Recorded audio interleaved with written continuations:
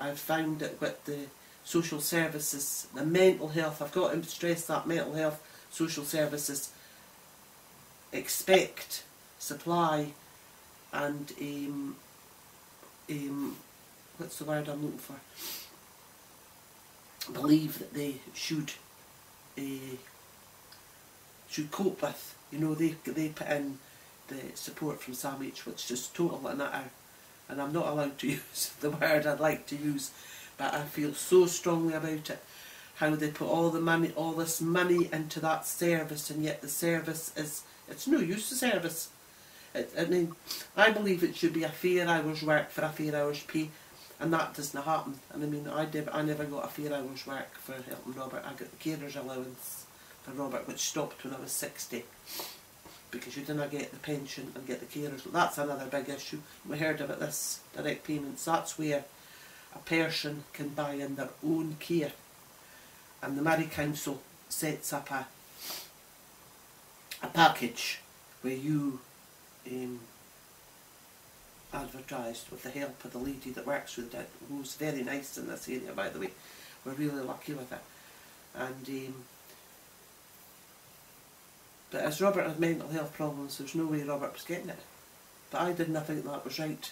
I thought that's totally and utterly hellish, and I found it hard to cope with that. But anyway, I thought, I'm not sitting here and listening to this. So the main office was in Edinburgh, and I phoned them. I phoned every week for a year.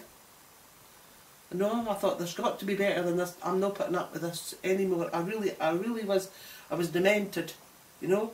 The more I did, the more I get to do. Then it was take a step back. Your standards are too high. So I mean, how often can you listen to that? You think, well, if my standards are too high, yours are definitely too low. And then Robert had a CPA meeting. That's a care programme approach, it's called.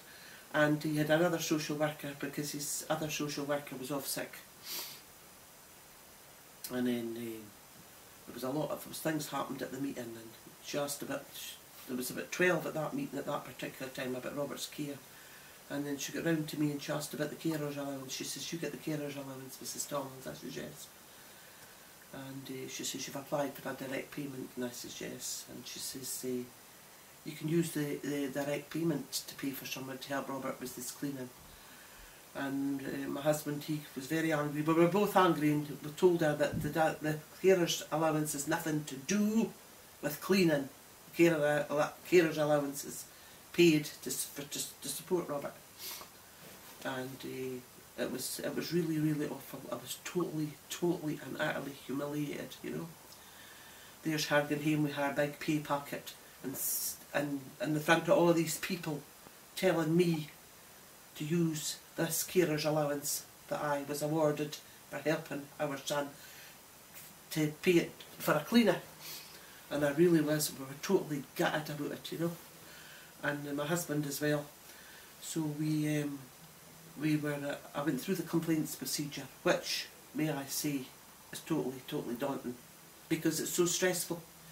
Because you go through this and you sit and you write doing all this issues that's affecting you, these hellish issues are affecting you, and you have to wait for so many days for a reply and so many days for an answer to your question, you know.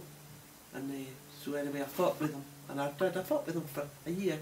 So through that, at the CPA meeting, Robert was awarded a direct payment, but no support whatsoever from the social work, mental health.